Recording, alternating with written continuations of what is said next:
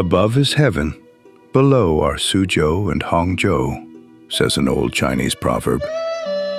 When Marco Polo visited Hangzhou in 1280, he called it the finest city in the world.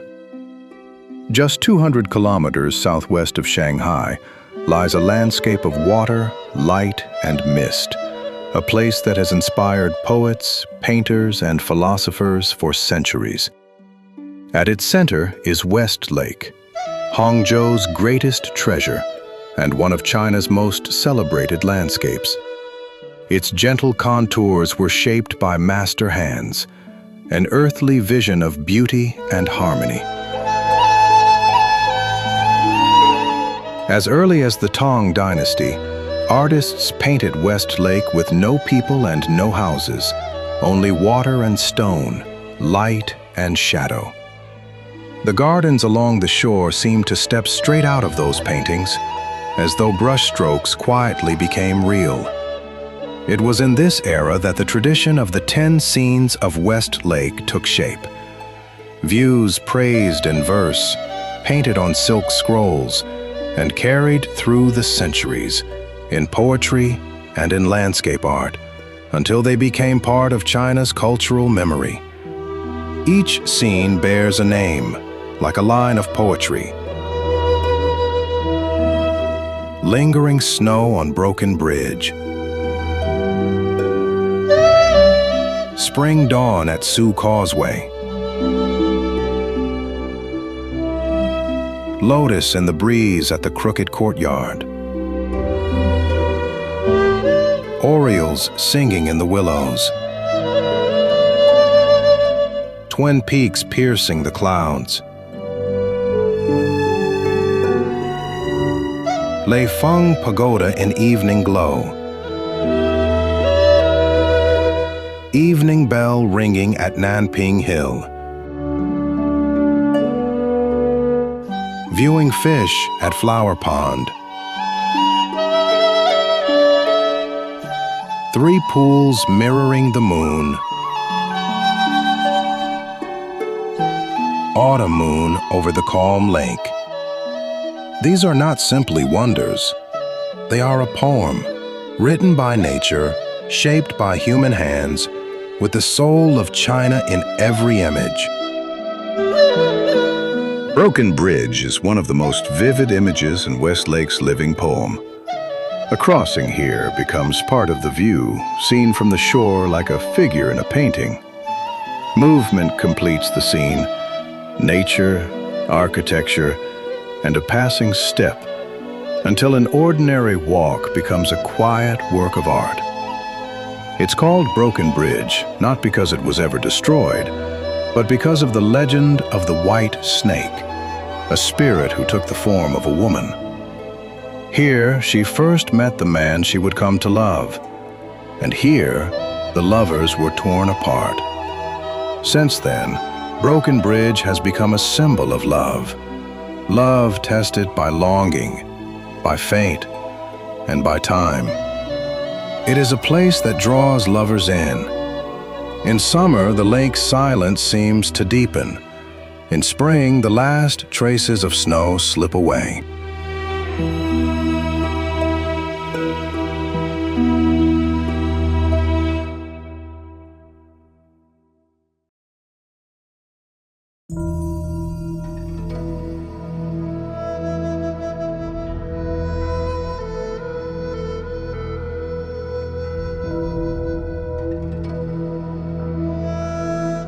Gushan Island, its name means ancient hill, is the highest point on West Lake. When Hangzhou became the imperial capital in 1127, Gushan moved to the center of court life. A Song dynasty palace stood here, surrounded by gardens, covered galleries, and poetic pavilions. It was a retreat, a place where rulers came to slow down and breathe. Under the Song, the art of the garden deepened. In the Tang era, gardens spoke a language of solitude and simplicity. In the Song, they became spaces for thought. Design grew more refined, walkways and galleries, small shelters for quiet conversation. For centuries, Gushan welcomed creative spirits, a landscape of inspiration and contemplation where, in the hush, poems, paintings, and ideas could begin. Today, the splendor is mostly gone. Only foundations remain. And yet even stone can hold the breath of an age.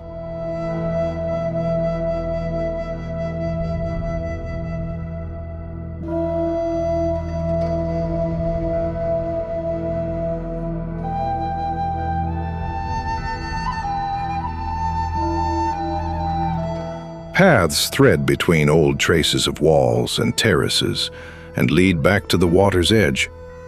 The palace and garden were built beside the lake for walks along the shore. Across from the palace, on the promenade, stands a traditional Chinese arch, a symbolic gateway into the world of the garden. The path continues along winding park trails. Benches by the water offer a pause, and the view drifts outward. On one side stands Bao Pu Pagoda. On the other, the Bai Causeway, one of Westlake's most loved walking roads.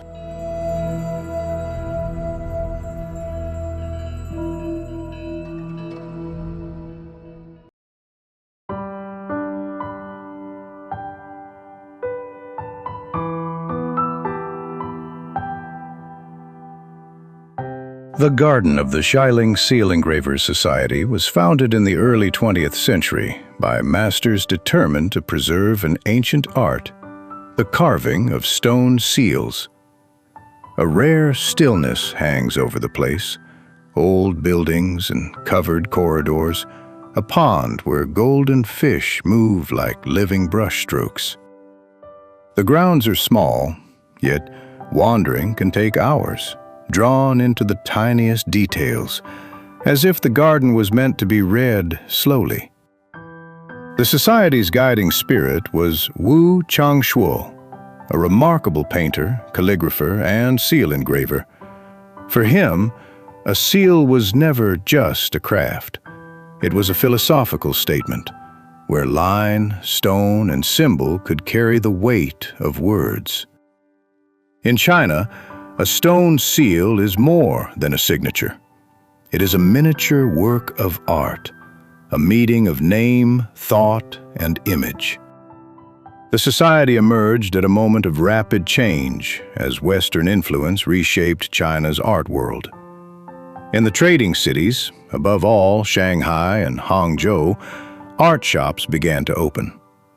Through them, calligraphers, seal engravers, and painters found patrons, sometimes without ever meeting face to face. Xiaoling's uncompromising quality created steady demand. Officials commissioned seals, merchants did too, and so did the rising urban middle class. The garden climbs the hillside in 2 levels. Below, galleries, halls for calligraphy, rooms for thoughtful conversation. Above, the workshops. Here, personal seals are still commissioned. Everything needed to practice the art is close at hand: brush, ink, paper, and inkstone, the 4 treasures of the study. The Society keeps the styles of the Ming and Qing alive. New apprentices are trained, and the tradition is carried forward, quietly, patiently, by hand.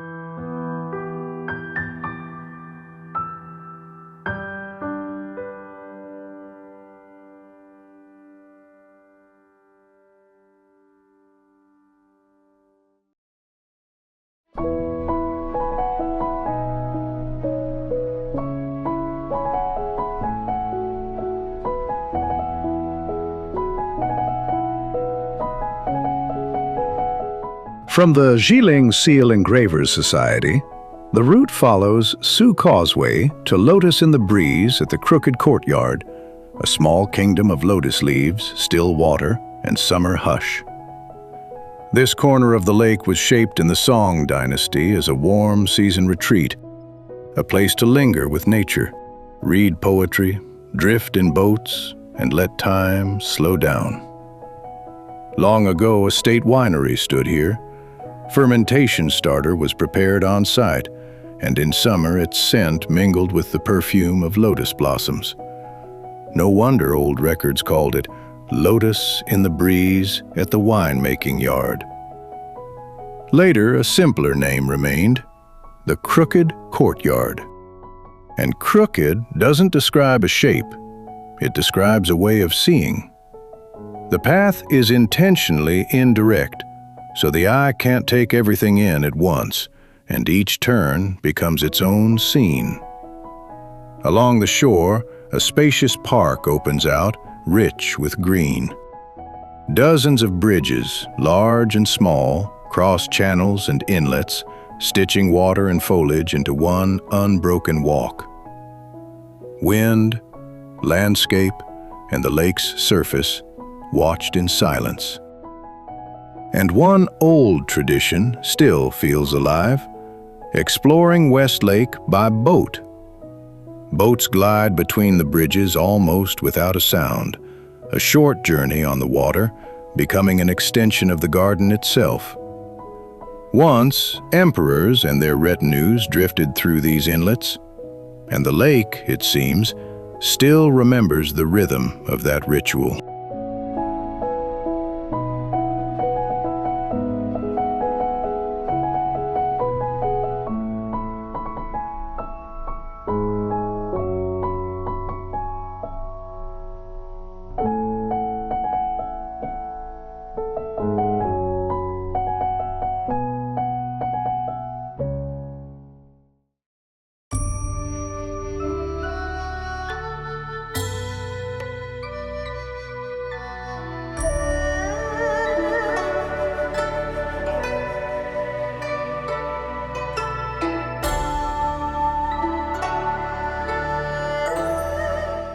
From Lotus in the Breeze at the Crooked Courtyard, the water route leads to the island of three pools mirroring the moon, one of West Lake's most mysterious and beautiful places.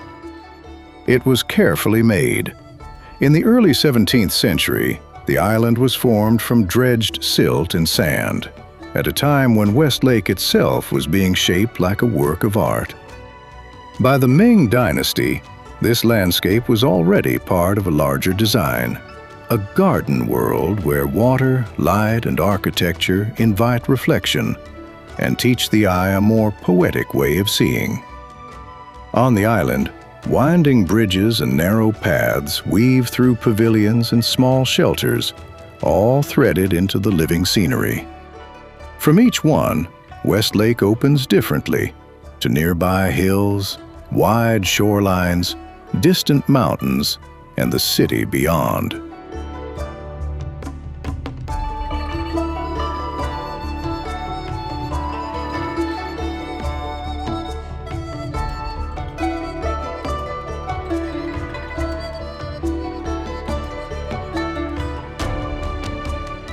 At the center stand three stone pagodas. They appear on China's 1 yuan banknote. On holiday nights, candles are lit inside them, and then the water performs its oldest illusion. Not one moon, but many, shimmering, multiplying in trembling light.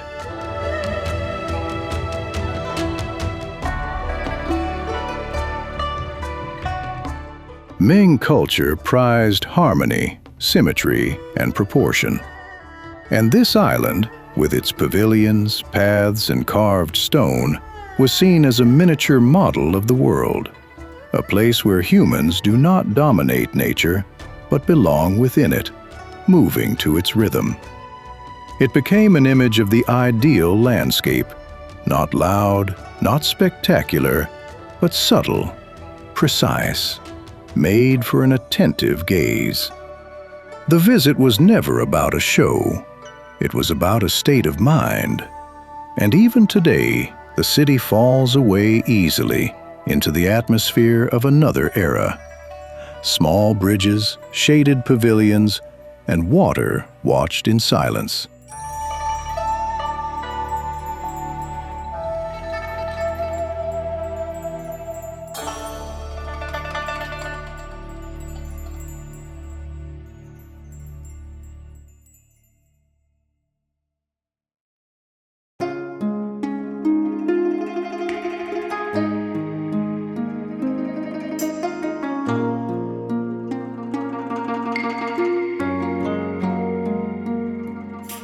From three pools mirroring the moon, the journey continues, not by foot, but by thought.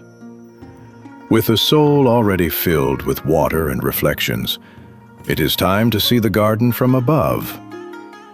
Leifeng Pagoda is one of Westlake's most recognizable landmarks, and it is bound to one of China's most beloved legends, the story of the white snake. In the tale, a snake spirit took the form of a woman. She fell in love with a mortal and became his wife. Their life was happy until the monk Fahai learned the truth. A guardian of strict order, he sealed her within Leifeng Pagoda to part the lovers forever. But the white snake refused captivity.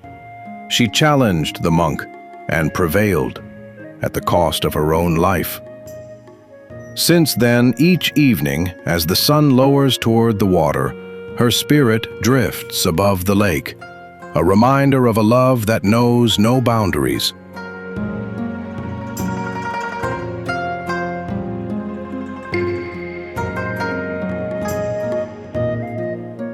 Leifeng Pagoda's history begins in the year 975. Legend tells of a ruler who ordered it built to celebrate the birth of an heir. It stood for centuries, collapsed in the early 20th century, and was rebuilt in 2002. From the viewing platform at the top, West Lake opens in sweeping, luminous views. Below the pagoda slopes, a garden flows into temple grounds. Jingqi Temple stands here, one of Hangzhou's oldest Buddhist temples, still alive with prayer.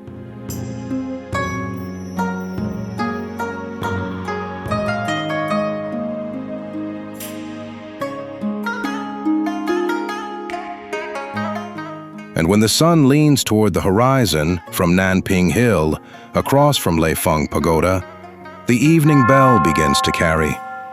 Its sound rolls over the water like an echo of eternity, and in the deepening twilight, the final chord of West Lake's great poem is heard.